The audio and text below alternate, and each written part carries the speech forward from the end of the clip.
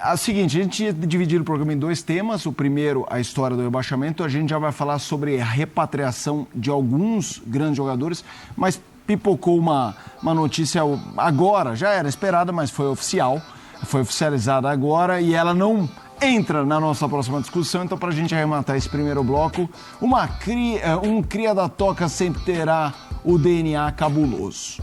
Aí o anúncio do Dudu.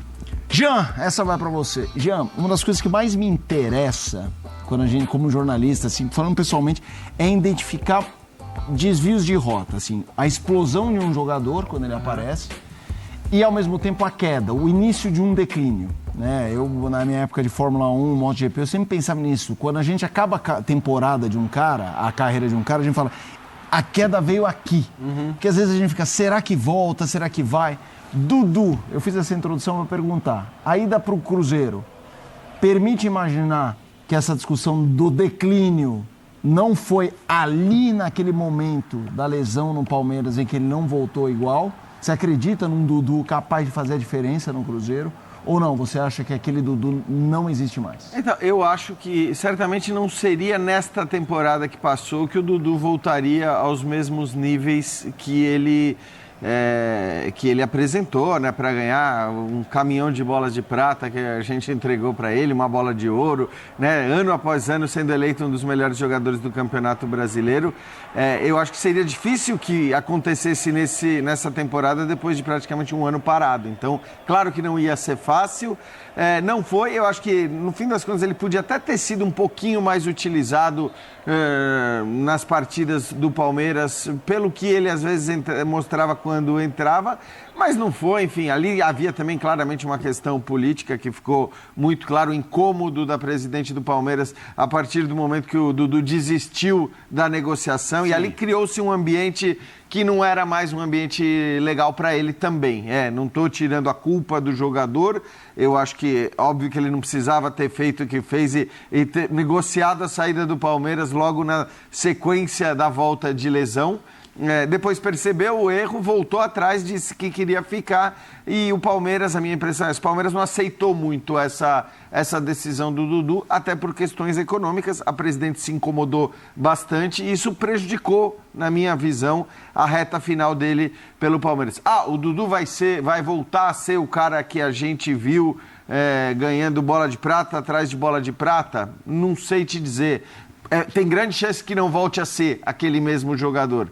Agora, ele vai ter uma pré-temporada. É bom lembrar, o Dudu era um cara que não perdia um jogo por lesão. Até ter esta lesão muito grave, não era aquele jogador que tinha uma lesãozinha muscular, ficava fora 2 semanas, depois voltava. Era um cara que jogava todas, titular em todos os jogos, sempre muito decisivo. Então, do ponto de vista físico, ele é um jogador que tem qualidades também. Não é mais nenhum garoto, pode ser que isso pese a partir de agora, mas acho que começando uma nova temporada, acredito que ele possa ser importante para o Cruzeiro. Decisivo do jeito que era no Palmeiras é bem mais difícil. Eu acho que tem uma coisa que pesa, é a própria forma do Abel Ferreira jogar. E como um jogo muito físico, de intensidade, principalmente quando perde a bola, ficou difícil para o Dudu, por conta das lesões, da parte física, somado tudo isso à decisão na negociação, do jeito como foi, né? Ele fechou as portas dele no Palmeiras. Se o Palmeiras tivesse um técnico mais antiquado, vou usar esse termo, Dudu jogaria mais e provavelmente teria seu lugar ainda quase intacto como um dos principais jogadores do Palmeiras. Mas o melhor para o Palmeiras foi escutar o seu treinador. Não dá para discutir o que o Abel fez pelo Palmeiras. E a partir do momento que o Dudu é um jogador que gosta muito de jogar, e quando o Jean falava, eu lembro do Dudu na versão Luiz Felipe Scolari, ele era o único jogador, o Palmeiras tinha 2 equipes, uma para o Brasileiro, uma para a Libertadores. A da Libertadores é tratada como a principal, a do Brasileiro para mim era melhor que a da Libertadores, a Libertadores o Palmeiras perde, a do Brasileiro ganha, e o Dudu era o cara que jogava em ambas as equipes, o único cara que fazia questão de jogar em ambas as equipes. No Palmeiras ele não ia conseguir jogar tanto quanto deseja. E acho que no Cruzeiro a chance de conseguir é grande. Se não conseguir, a responsabilidade vai ser só dele. Ele está com um técnico que gosta de jogadores um pouco mais veteranos, que gostam de trabalhar com jogadores de drible, de característica ofensiva, de improviso com a bola. Então, acho que o negócio a saída acaba sendo na hora certa, para o clube onde o Dudu pode dar certo. A coisa que eu acho que faltou um pouquinho, mesmo com os erros do Dudu, nesse negócio da negociação, eu acho que ele é um jogador histórico no Palmeiras e a despedida poderia ter sido um pouco mais, digamos assim, glamurosa, né? Mesmo com os problemas, no final das contas, ele está na história do Palmeiras de um jeito positivo, aliás, muito positivo. A gente vai, Calçade, por intervalo, chegou aquele momento só passando o que disse o Alexandre Matos em entrevista à Rádio Itatiaia sobre o Bolassi, que jogou pelo Criciúma nessa temporada e foi um dos destaques, se não o grande destaque do Criciúma. Acho que a gente já pode dizer, já temos apalavrado. Tem que fazer exame médico, assinar contrato, que é o Eduardo, que vem... Aí está falando do Eduardo, que vem do Botafogo. Um jogador interessante que joga em várias posições. E como o presidente disse, o Bolassi, deixando claro que tem que assinar, fazer exame, se não modificar nada, assina. Ou seja, está encaminhado, o famoso está encaminhado, falta assinar. Só uma coisa, né? O Dudu, 32 anos, o Bolassi, 35 anos. E aí a gente lembra do time que o Diniz montou. E com o qual foi campeão da Libertadores? 33, quando a temporada começar, o Dudu terá 33 anos. Ele faz dia 7 de janeiro. Então ele vai... O contrato dele é o 33, 34, termina aos 35 anos. Como também quero ouvir o André Pessoa, que já está aqui nos nossos estúdios para trazer para a gente detalhes da Arroba André Pessoa, o Instagram? Arroba André FB Pessoa. Aí, tá vendo, cara? Você tá voando na internet, André. Tudo bem, André? Boa noite. Tem presente chegando aí para a torcida do Cruzeiro, né? Tudo bem, Diniz? Boa noite a você, Raed, Alex, a você aí de casa ligado no Troca de Passos. Pois é, já teve presente antecipado. Muito se especulava que o Cruzeiro preparava o anúncio do Gabigol e do Dudu para o aniversário de 104 anos, em janeiro, mas já antecipou. O anúncio aconteceu hoje à noite. O Dudu está de volta ao Cruzeiro depois de 13 anos. O atacante de 32 anos, passou 10 temporadas no Palmeiras, multicampeão, virou ídolo, volta para o clube que o revelou para o futebol, assinando um contrato de 3 temporadas com o Cruzeiro. É uma das novidades do Cruzeiro para esse 2025. O Dudu que está tentando, assim como o Gabriel, né? O Gabigol, o Dudu teve uma lesão muito séria, ficou bastante tempo afastado, quase um ano sem jogar futebol. Não conseguiu retomar o lugar de protagonismo no Palmeiras que ele tinha antes da lesão. Depois houve a negociação frustrada com o Cruzeiro lá no meio do ano, isso deu uma queimada no filme do Dudu, né? Dentro do clube, acho que com a comissão técnica também. E o Dudu teve menos minutos no segundo semestre, né?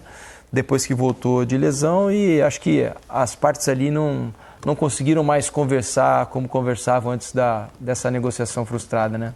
Acho que também passa pela questão do Dudu com o Palmeiras, a questão do rendimento, o aspecto físico do Dudu desde a volta da lesão.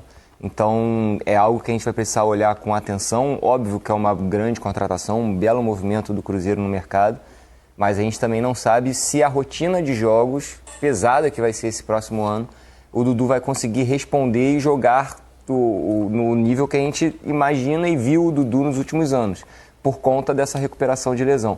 O Abel Ferreira no Palmeiras, ele utiliza jogadores que têm aspecto físico com desenvolvimento de aspecto físico. Ele não coloca jogadores com variação negativa de aspecto físico. E a não utilização do Dudu, para mim, pelo Abel, com o elenco limitado que o Palmeiras teve no último ano, passa muito também pela questão que o Dudu poderia entregar para o time. Mas acho que também tem uma coisa que acho que o Cruzeiro e o torcedor do Cruzeiro podem botar fé, é que talvez no Palmeiras ele não teve sequência desde a volta da lesão também. Talvez fazendo uma pré-temporada mais robusta, chegando melhor fisicamente, mais adaptado ao próprio corpo, né, Alex? Porque depois que você volta de uma cirurgia, tem que ter uma readaptação ao seu estado naquele momento, né? E tendo talvez uma sequência de jogos no Campeonato Mineiro, né, que pode ser importante para isso, o Cruzeiro possa ganhar um grande jogador aí para esses próximos anos, né? Fora esse terremoto, né, que aconteceu desse episódio. Sim. Do Dudu, que lógico que não foi legal, não precisaria disso, né? É algo que realmente ficou claro que ficou ruim desse relacionamento, mas o Dudu como atleta, é óbvio que a possibilidade dele dele trazer o melhor vai ser agora, esse ano, né? Porque essa readaptação, depois de 10 meses você sem jogar, e a gente podia perceber dentro do campo que o Dudu é troca de direção, freia, ameaça, vai pro outro, drible pros dois lados, ele ainda não estava fazendo isso. E isso requer realmente um pouco de tempo, a musculatura, a própria articulação do joelho, ele se readaptar. Então a tendência é que passe essas férias treinando, e que o ano que vem o Cruzeiro vai ter esse melhor Dudu de novo. A tendência é essa. No Palmeiras é óbvio que a gente percebeu uma melhora dele, mas ainda, vamos dizer assim, distante daquele Dudu que ele naturalmente foi e que ele pode ser. Eu acreditaria num Dudu. A questão de preço, valor, aquilo que vai custar, claro, é negociado. Mas falando o projeto atleta, eu acho que ele ainda tem a entregar nesse sentido. E eu acho que o Cruzeiro fez bem o movimento. E só curiosidade, a gente colocou naquele telão inicial o Dudu e o Oscar, 2 jogadores da mesma geração, campeões do mundo sub-20 em 2011. Então, o Oscar... O Dudu não estava no telão, né? Era o Gabigol. Ah, desculpa, perdão. Porque o Dudu, como eu expliquei no começo do programa, ele já é uma contratação. Uma negociação concretizada, né? Ali são aqueles que ainda podem ser presentes. Mas está presente na mesma janela, que faz sentido a lembrança. Me lembro até lá em 2011, né? A gente estava junto lá no Sul-Americano Sub-20, no pré-olímpico, em que o Neymar arrebentou, né? Lá estava Neymar, Lucas, Oscar. Numa das conversas que tive com o Ney Franco lá, ele lamentava muito a ausência do Dudu, que tinha se machucado antes daquela competição, tinha idade, e falou, pô, você precisa ver o Dudu, que poderia estar aqui com a gente e não está. Ele lamentava muito porque ele acreditava muito no potencial do Dudu quando jovem ainda, né, quando garoto. No Mundial ele foi convocado, quem não foi convocado, o Neymar e o Lucas, e quem jogou, convocado pelo Ney Franco, aquele Mundial, foi o Felipe Coutinho. Olha a geração, uma geração muito pesada. Espetacular, né?